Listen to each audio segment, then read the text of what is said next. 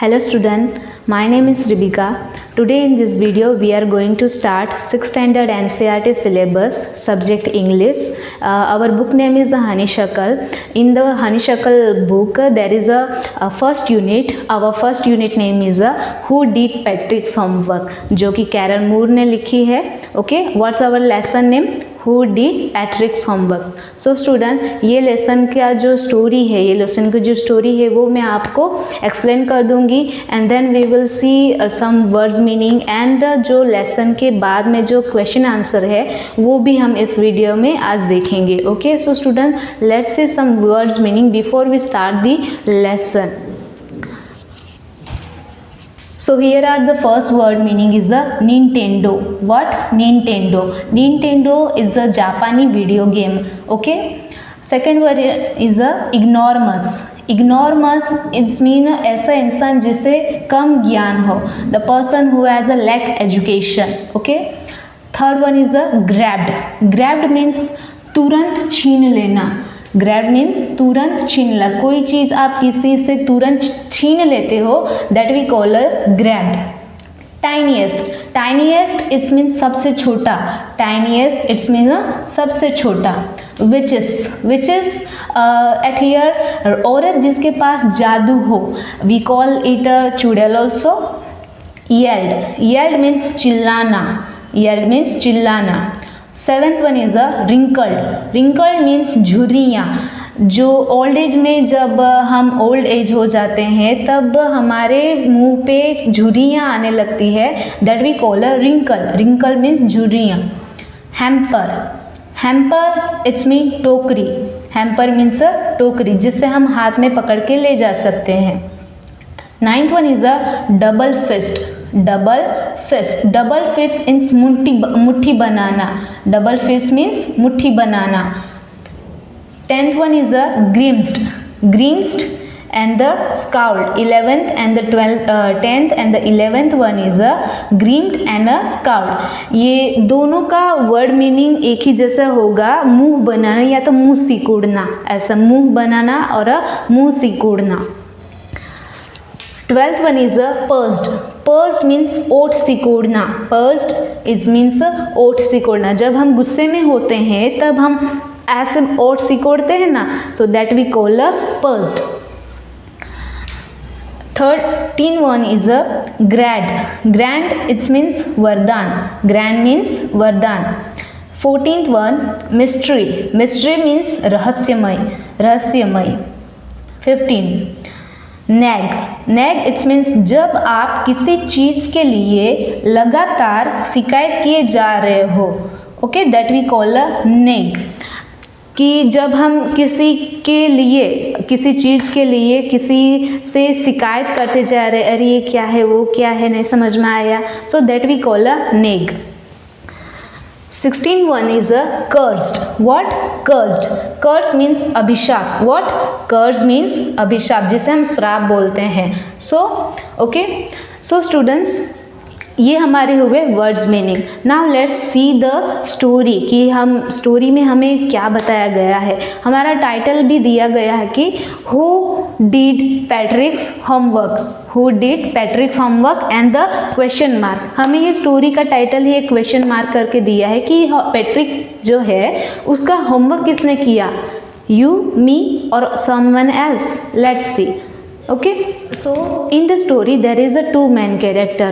One is a Patrick who is going to school and another one is an elf. छोटा सा tiny size का man है. So story ऐसे start होती है कि पैट्रिक बोलता है कि मुझे होमवर्क करना बिल्कुल अच्छा नहीं लगता. इससे अच्छा तो मैं बास्केटबॉल, हॉकी, जो वीडियो गेम है वो नाइंटेंडो वीडियो गेम है ये सब खेलूँ. और कई बार तो टीचर्स उसे बोलती थी कि पैट्रिक तुम अपना होमवर्क करो rather than you will not want to learn any a thing. Rather than क्या आप एक भी कोई भी चीज़ नहीं सीख पाओगे. तो समटाइम्स उसे खुद एहसास होता था कि अरे ये मुझे क्या कुछ भी नहीं आ रहा है. ऐसा वो इग्नोरमस फील करता था. ओके. फिर एक दिन पेड्रिक देखता है कि जो उसकी कैट है वो किसी डॉल के साथ खेल रही है। तो फिर वो पेड्रिक वो तुरंत उससे ग्रैब कर लेता है, छीन लेता है और देखता है कि ये क्या है, और वो सरप्राइज हो जाता है। बट वो एक ना मैन, टाइनीस्ट साइज़ का मैन होता है, जो कि वो छोटा सा एक है और उसने वो लगाई है, वुलन क्लॉथ्स पहने हैं, ऊपर विचेस की जैसी हैट पहनी हुई है, और फिर वो चिल्लाता है कि मुझे बचाओ, मुझे बचाओ, मुझे बचाओ, मुझे कैट के पास वापस मत दो, अगर तुम मुझे बचाओगे तो मैं तुम्हें एक विश दूंगा। तो फिर पेट्रिक क्या सरप्राइज हो जाता है और फिर वो सोचता है कि मैं कितना लकी हूँ, मैं कितना भाग्यशाली हूँ कि मेरी जो प्रॉब्लम्स है होमवर्क करने की, उसका सॉल्यूशन मुझे मिल गया है। तो फिर पेट्रिक जो एल्फ होता है उसे बोलता है कि अगर तुम मुझे मेरा होमवर्क जो सेमेस्टर के एंड तक मेरा होमवर्क कंप्लीट करके दोगी, जो कि 35 डेज ही बचे हैं सेमेस्टर ख़त्म होने के लिए, तो मैं तुम्हें केट के पास वापस नहीं भेजूँगा। अगर तुम अच्छा काम करते हो तो शायद मुझे मेरे नोटबुक्स में A ग्रेड भी मिले। तो फिर जब लिटिल मैन ये सुनता है तब वो क्या एकदम से गुस्सा हो जाता है और फिर अपना मुंह बना लेता है और अपनी मुट्ठियाँ ऐसा बना के अपनी पैर से किक लगाता है कि अरे कहाँ फंस गया, इससे अच्छा तो पर कोई बात नहीं, कर लूँगा। और फिर वो जैसा कि उसने बोला था कि मैं तुम्हें एक विश ग्रांट कर दूंगा, तो फिर वो अब पेट्रिक का होमवर्क करने लगता है।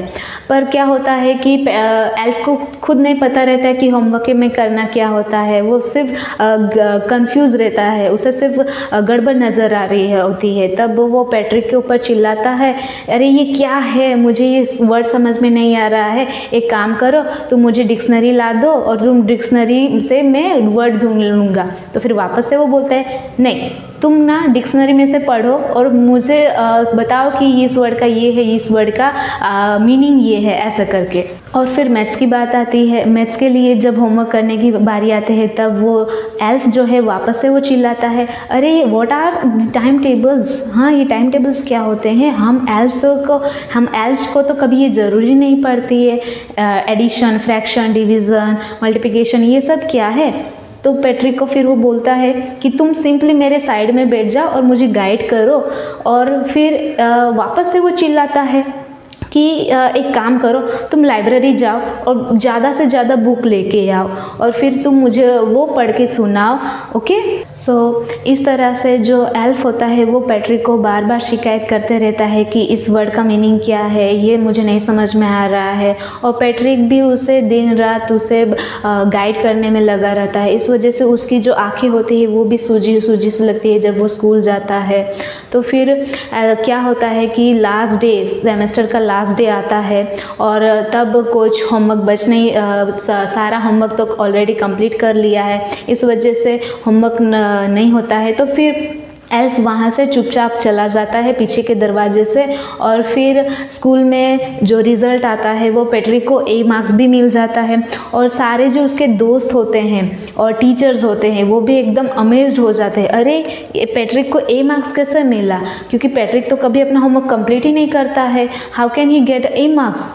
एंड देन पेरेंट्स भी उसके वॉन्डर करने लगते हैं, अरे इसे क्या हुआ, इसे A मार्क्स कैसे मिला, उसे उसके स्कूल से तो हमेशा टीचर्स उसे कंप्लेन ही करती रहती थी कि अरे ये तुम्हारा लड़का होमवर्क नहीं करता, पेट्रिक होमवर्क नहीं करता, पढ़ता नहीं। इस तरह से उसके पेरेंट्स भी अमेज थे कि क्या हुआ। और अब पेट्रिक भी जो उसका बिहेवियर था वो भी चेंज होते गया, अपना जो हर होमवर्क कंप्लीट करता था, अपनी रूम साफ़ करता था, घर के कामों में भी हाथ बटा था और उसका एटीट्यूड पूरा चेंज हो गया था। सो इन लास्ट जो राइटर है उन्होंने हमें एक सीक्रेट शेयर किया है। क्या आप जानना चाहते हो वो सीक्रेट क्या है, कि पेट्रिक का होमवर्क किसने किया, यू, मी और समवन एल्स, क्या खुद पेट्रिक ने किया या एल्फ ने किया। So there is a secret there कि जो पेट्रिक को अभी भी लगता है कि मेरा सारा होमवर्क एल्फ ने किया, but the actual thing is that कि जो पूरा होमवर्क था वो एल्फ ने नहीं बल्कि पेट्रिक ने खुद किया। एल्फ तो सिर्फ उसके लिए एक इंस्पिरेशन, मोटिवेशन था, पर पूरा लिखना वगैरह ये सब पूरा काम किसने किया, पेट्रिक ने किया। Okay students, so this is our story. So moral of the story is the hard work is the only key to success. अगर हम ऐसा सोचते हैं अरे हमारे पास तो टाइम ही नहीं है, हम कैसे करेंगे, पर अगर हम अपना टाइम टेबल अकॉर्डिंग अच्छे से उसको चालू कर दे कोई भी काम करने के लिए, अगर हम हार्ड वर्क करते हैं तो डेफिनेटली हमें जो सक्सेस है वो ज़रूर मिलेगा। नाउ लेट्स सी इसके जो टेक्स्ट बुक के उसके पीछे जो हमारे क्वेश्चंस दिए गए हैं उसको देखते हैं। Okay, so here on the board I write on the 6 question. Let's see. So here the first question is what did Patrick think his cat was playing with? What was it really? कि जो Patrick था वो उसने क्या सोचा था कि जो उसकी कैट है वो किसके साथ खेल रहा था और एक्चुअल में वो क्या चीज़ थी। So answer is Patrick thought that his cat was playing with a doll. In fact, it was a man of the tiniest size. कि पैट्रिक ने सोचा कि जो उसकी कैट थी वो किसके साथ खेल रही थी, डोल के साथ खेल रही थी, बट एक्चुअल में वो चीज़ क्या थी, अ टाइनिएस्ट साइज मैन, एक छोटा सा आदमी था वो। Now second question, why did the little man grant Patrick a wish? कि जो लिटिल मैन था उसने पैट्रिक को क्यों विश दी। So answer is the little man granted Patrick a wish for saving him from the cat. कि जो little man था उसने पैट्रिक को क्यों विश दी थी, क्योंकि लिटिल मैन को किससे बचाया था पैट्रिक ने, कैट से बचाया था। Third one, what was पैट्रिक्स wish? कि जो पैट्रिक था उसकी विश क्या थी। Okay, so answer is Patrick's wish was that the elf should do all his homework till the end of the semester।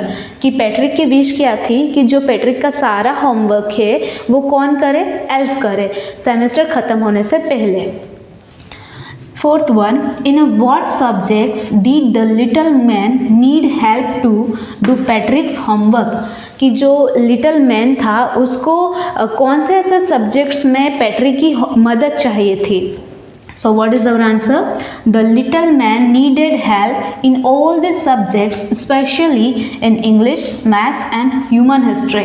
तो जो लिटिल मैन था उसको सभी सब्जेक्ट्स में हेल्प तो चाहिए थी, बट स्पेशली मोर देन जो इंग्लिश, मैथ्स और ह्यूमन हिस्ट्री थी उसमें ज़्यादा उससे पैट्रिक की हेल्प ली। Fifth one, how did Patrick help him? कि जो पैट्रिक था उसने एल्फ की किस तरह से हेल्प की। Answer, Patrick brought more books from library and red them for the tiny man and staying up nights to help the elf complete his homework। जो पैट्रिक था वो एल्फ की किस तरह से मदद करता था होमवर्क में, तो वो उसने क्या किया कि लाइब्रेरी वो चला गया, फिर लाइब्रेरी से और किताबें लेके आया, फिर वो खुद पढ़ता था और फिर एल्फ को बताता था और फिर रात रात तक वो जगता था ताकि एल्फ उसका होमवर्क करे। ओके ना, बट एक्चुअल में कौन होमवर्क कर रहा था, पैट्रिक खुद कर रहा था, पर गाइड सब ये सब वो उसको कौन बता रहा था, एल्फ बता रहा था।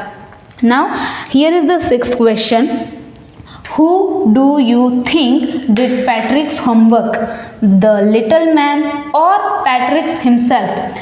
Give reasons for your answer। जो 6th क्वेश्चन है कि आपको क्या लगता है कि पैट्रिक ने होमवर्क खुद से किया या किसी जो एल्फ था उसने किया। जो हमारे गिव अ रीज़न हमारे आंसर में बताना है, हमारे ऑन वर्ड में बताना है। So here is the answer, Patrick himself did all his homework। The elf here stands for Patrick's sudden inspiration। In the process, he developed the practice of working hard for himself and his studies। तो actual में in the end of the story हमने देखा था कि actual में homework किसने किया था, पैट्रिक ने खुद ने किया था। यहाँ पे तो एल्फ सिर्फ उसकी एक इंस्पिरेशन थी, उससे सिर्फ एल्फ ये चिल्लाता था उसके ऊपर, उसे कुछ समझ में नहीं आ रहा था, उसे डिक्शनरी लाने के लिए बोल रहा था, फिर लाइब्रेरी से और किताबें आने के लिए बोला, फिर रात रात जग कर एल्फ उसे हर क्वेश्चन का ये बताता था कि इसका मतलब क्या है, मुझे नहीं समझ में आ रहा है। इस तरह से एल्फ तो सिर्फ उसका एक इंस्पिरेशन था पैट्रिक का। इन द प्रोसेस, इस प्रोसेस में क्या हुआ कि पैट्रिक ने हार्ड वर्किंग करना सीखा और उसकी स्टडीज़ भी अच्छी होने लगी। Okay students, so this is our lesson. Now at here lesson is finished. If you have any query or any questions, write down your question in a comment box. Now you can take a screenshot for your notes. Thank you.